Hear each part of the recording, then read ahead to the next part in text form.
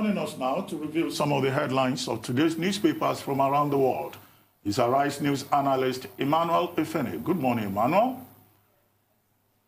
Emmanuel, good morning. Good morning, Ruben. How was your weekend? Yes, it was fine. I was trying to reach you over the weekend. Condolences. Thank you. Yes, Thank you very condolences. Much. Thank you. Now, good morning, Adesua, my sister. Good morning. And good morning, Rufai Oseni. It looks like Emmanuel Efeni finally made it to church 5 months after. Yes, let's start this newspaper review with this day newspapers. Emmanuel Efeni, don't dodge that question. Did I hear that? Because I see you excited this morning. You started taking tithes again. The reason why I'm excited is that I officiated at his church yesterday. Wow. That's good. And everything went well with all the protocols observed. Perhaps that explains my excitement. Wow, that's good. Bravo. Yes. Now, let's just go straight to these newspapers. The lead story, Magu not failed as Salami panel submits report next week. Some other papers have the same report. Let's look how they're reporting it. The Nation newspaper, EFCC, presidency widens Salami panel's mandate. Committee granted judicial powers to hold public sittings. While the Daily Sun newspaper, Buhari gives panel 45 days to decide Magu's fate, expands membership of probe panel. Now, if we just come back to these day newspapers, how the story is being reported, which I believe is the correct perspective, because this is not a new mandate. This has been the mandate from the onset, except that that letter is just being cited by the newspapers and is being made public. But going by that report, the mandate was for Salami panel to sit in public, and but somehow it is not clear when they had their first sitting. But if we go by when the first report about their sitting, then we should be talking of that panel submitting its report next week, at which time, hopefully, its findings will be made public as well. Hopefully, I say, because why the panel decided to sit in camera when the mandate signed by the president states clearly that 45 days from their first public sitting. But the allegations are well known, not the details of it, and hopefully by the time the panel submits its report, a judicial panel of inquiry, unlike what was thought initially that it was just an administrative panel. So this is a well set up Judicial Commission of Inquiry into the activities of the EFCC under the watch of Ibrahim Magu as it pertains to recovered assets and other malfeasance so mentioned in that report. Adesua, Ruben, and Rufai. Well, one, I think we should keep an open mind. You know, the first time you brought this subject, I said that, look, this is a Judicial Commission of Inquiry. And if you look at that panel, there are very distinguished persons on that panel. And, you know, when they finish their investigation, they will make recommendations to the president. And it's the president, on the basis of their findings, that will act one way or the other. However, I think it is a good development in the sense that through this process, the presidency has been able to demonstrate that, look, every department of government, every individual in government can be subjected to scrutiny. The only thing that we can insist upon is fairness and ensuring, you know, that all parties concerned have their due right to fair hearing, and that the rest of us who are watching the development refrain from what you may call trial by media, because what we have had are still allegations. It may well be at the end of the day that the Judicial Commission of Inquiry will reach its conclusions one way or the other. And, you know, the public, therefore, should not do anything that would assume to, you know, crucifying a man on the basis of allegations. That has been my consistent position on this. I think, for me, I'll pick out lessons. So what are the lessons we're learning from all of this? Number one, you've talked about the lesson, Dr. Bati, the fact that there'll be a day where you'll be asked to give account of what you did when you were in power. I mean, second lesson is the fact that power is transient. You know, one day Magu is in charge of the EFCC, another day he's no longer in charge. That's another lesson to learn about this. I think thirdly, and the most important lesson, is the fact that there is a fight against corruption in Nigeria, and there's also a mechanism for fair hearing, that every side will be heard, and every side will be given, you know, the benefit to be able to air their views on this. And that's what this panel has done to a large extent. It's given Magu a chance to talk. It's taking depositions from other people too. And there's been this cross-interaction. But most importantly, the buck stops on the president's table when he makes his decision. I think, for me, those three key lessons are the ones I'll take away. And also, you know, to buttress what I have said before, it's time for everybody just to wait and see what the presidency will do. Media will do their job. I mean, they have a right to investigative journalism. But everybody should just wait and see once this is submitted to the presidency, and he's going to take action. I think he's mandated 45 days on this. Let's see how those days pan out. Well, at this way, it's like the fact that the person President Buhari has entrusted the fight against corruption in the last 5 years has to go through this. Isn't there a dent on the fight against corruption? Or is that an area that is the negative of all this? We seem to be looking at only the positive from it.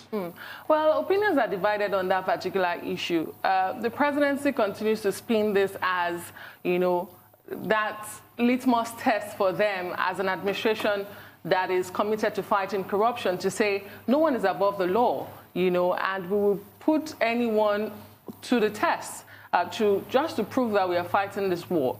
But for the critics of the administration, they are yet to see how, you know, the import of this on the rankings of the country when it comes to the fight against corruption, and how truly, you know, this will affect the rankings of President Muhammadu Buhari, who is seen as that anti-corruption, you know, champion, even on the continent. The jury is still out to see what this really means for the fight against corruption. But I think we must commend, you know, the thoroughness of this and, you know, the approach, even though, like you said earlier, I also wonder why the president's order for this to be made public wasn't followed through. Why was this held behind closed doors? You know, if you're going to make your report to the president, and eventually we do hope it will be made public, I think that the process ab initio should also have been made public. Okay, let's move on to other subjects. The New Telegraph newspaper, Ohaneze, Efeni, northern leaders differ on power shifts. Yakasai, APC should not sponsor northern candidates, but Balarabe, presidency should go to southeast for equity sake. Efeni, we can't be fooled by El-Rufai's deceptive game. Now, this debate is still on and alive. Power shift from the north come 2023. But many are also saying it should not just shift to the south, but specifically to the southeast for inclusiveness, for fairness, and for the unity of this country. But that in itself has to be backed up or followed up by restructuring of the country. That debate is on, and different groups, different individuals, high and low, are wading into the debate. We'll continue to see this debate as we head towards 2023. But if you ask me, I would say the major parties should just pick their candidates from the southeast so that at least we can move one step forward in our quest for unity, and other things like restructuring should follow quickly. Well, as I said earlier, the debate is quite healthy. But beyond all of that, people expressing their views, exercising their right to the freedom of expression. We would like to see a situation whereby at the end of the day, it is the people of Nigeria who choose. It's not that somebody will dictate and say, this is what the Nigerian people should do. If a political party wants to bring a candidate from the north, fine. If you want to bring from the middle belt, fine. But from the various choices that political parties make, then let the people of Nigeria be given the opportunity to choose. And that's why electoral integrity should become part of the conversation, and to ensure that the 2023 election is free and fair. But let's take a short break. When we return, we'll continue with you, Emmanuel Efeni.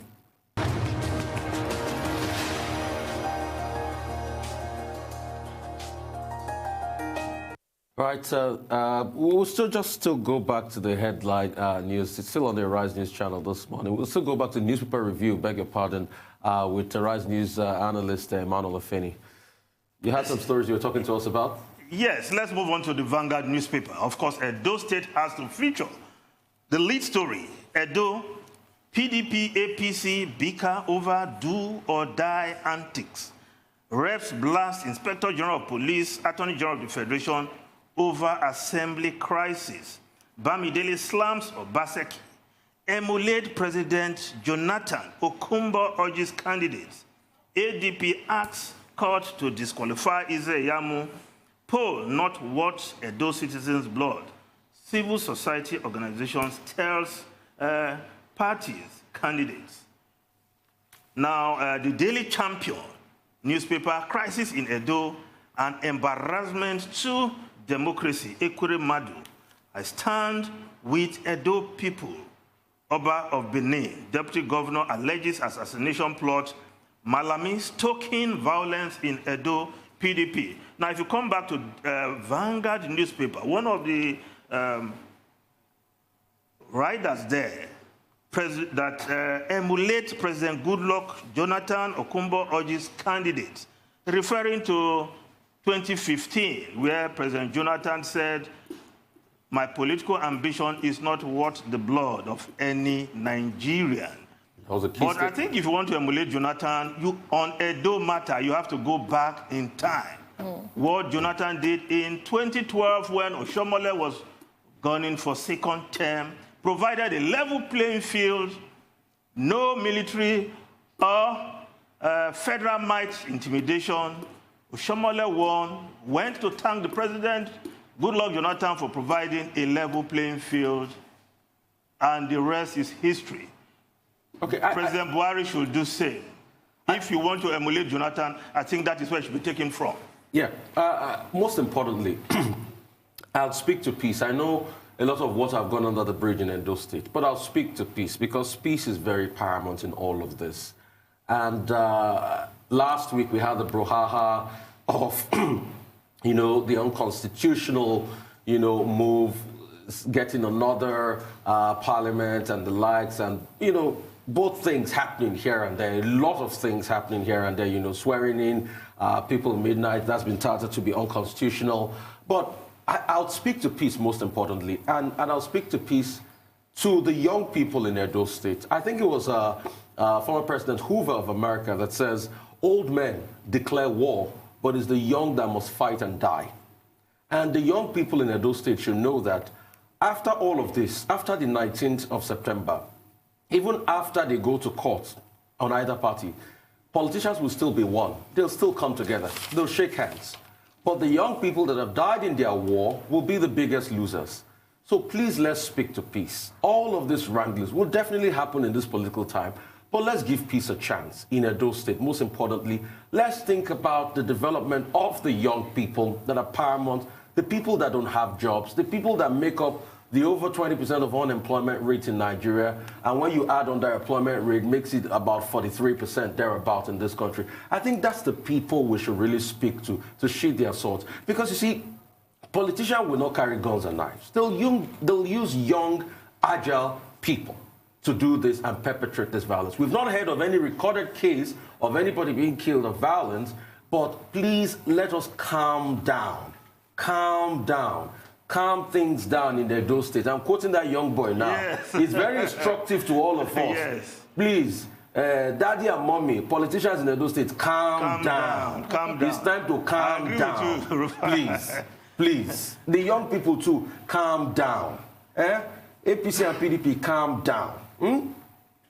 Well, you have to say something on Edo today. I mean, isn't it a sad narrative that we have over 10 political parties in this gubernatorial election, but we are seeing all of this brouhaha and embarrassing development between the two major political parties in the country, the APC and the PDP. It is sad. And like I said, you know, everybody is trying to outdo each other's illegality. But at the heart of it, like Rufai said, is the people of Edo State. What really matters to them is, you know, the dividends of democracy. Can we have the basic amenities of life? Can we have, you know, a purposeful leadership, a servant leader, one who will listen to us, and not the one who cares about what the godfather or external factors, you know, would say, or one who, you know, would deploy federal might. You know, it's just, it's an embarrassing situation. Well, the appeal that everyone should avoid any form of violence is very important, because the way they seem to be going in Edo State now, it looks like, as you said, there's going to be do-or-die politics in that particular state. And the young people, truly, should not allow themselves to be used as pawns in this emerging political conflict. Because, as they say, you know, the children of these gladiators, many of them will not be the ones, they are not going to send their own children onto the streets with arms and ammunition to go and enforce their individual aspirations or wishes. But we must also know that there is also an emerging external dimension to the crisis in Edo State. There are governors from other states who have been getting involved and making provocative statements. And you know the way it works in politics. Sometimes the people who will perpetrate the violence may not even come from that state. Sometimes, you know, these able-bodied boys are imported from neighboring states. And we want to appeal to those other political leaders who are not necessarily from Edo State, that they should desist from turning Edo State into a battleground. And of course, the security agencies have their work cut out for them. We talk all the time about the gathering of intelligence. That gathering of intelligence by now should be going on so as to prevent any situation whereby other persons inside Edo State become architects of violence, or imported able-bodied men, as they are otherwise known, are brought in from outside. That, I think, is the challenge. The Oba of Benin has already spoken to at least the two major political parties that have gone to the palace, and he too is calling for peace. And he's saying, look, let the best man win. Now, we haven't had the last about Edo State, because you recall that the Action Democratic Party has gone to file a matter at the Federal High Court, challenging the qualifications of the running mate to Pastor Ize Iyanu. I'm sure, you know, if we keep watching developments in that regard, there may be an interesting story coming up in that direction. Yes, but clearly the question we'll have to ask, is it possible on September 19 to have peace in Edo State for every individual to go out and cast their ballot for the candidate of their choice? It is the possible. answer is yes. It is doable, Yes. and that is the job of the security agencies, not INEC, not the political parties. The security agencies must provide that environment for Edo people to go out and vote peacefully for candidates of their choice. After all, it's an election, not war. Yes. Yes. If we just move quickly to the foreign newspapers, Daily Express newspaper of UK, at last, Britain beating virus. 96% drop in number of patients needing hospital care for COVID-19.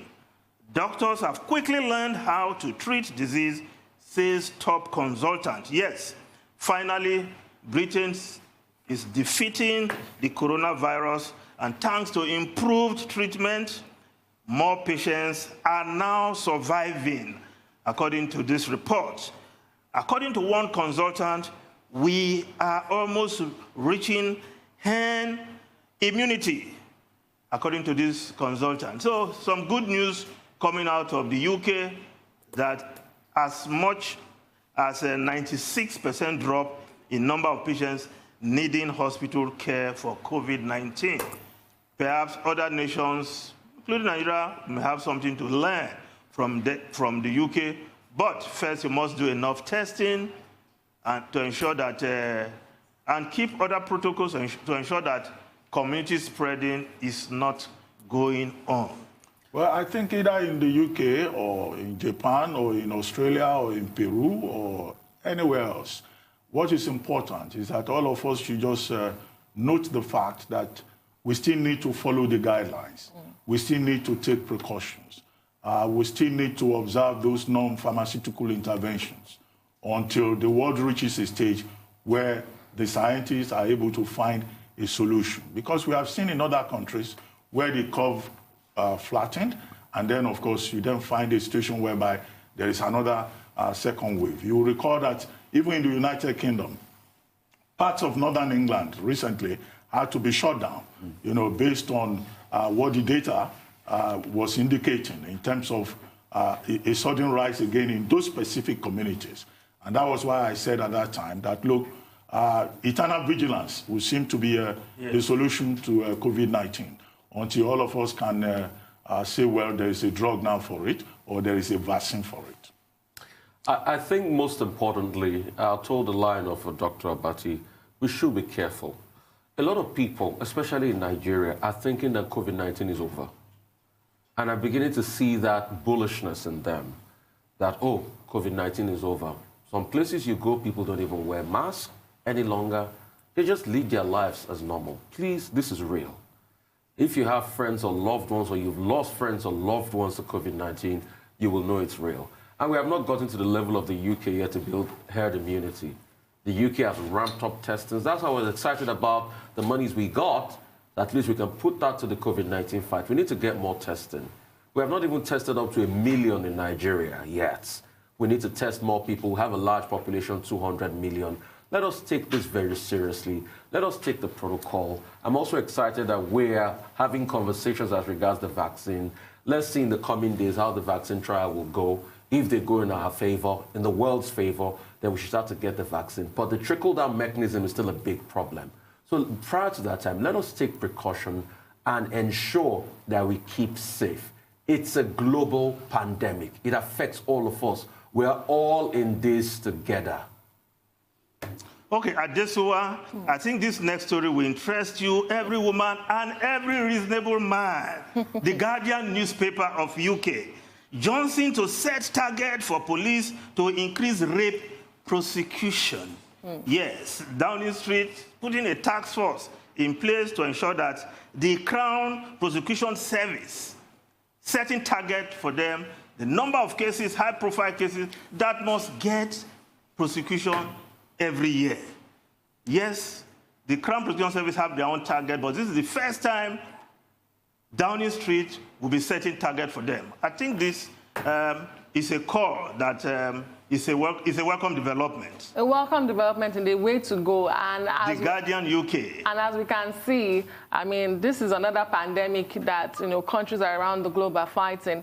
And, for them to put, a target shows just how serious the issue is. And I think that we can learn from that. It's instructive also for Nigeria, who's also, fighting this issue of rape and gender violence and domestic violence, especially at the time of COVID-19. We've seen spike in those numbers. Perhaps if we should give those targets, if we should give those rewards for the law enforcement agencies, they might just be putting in all the work.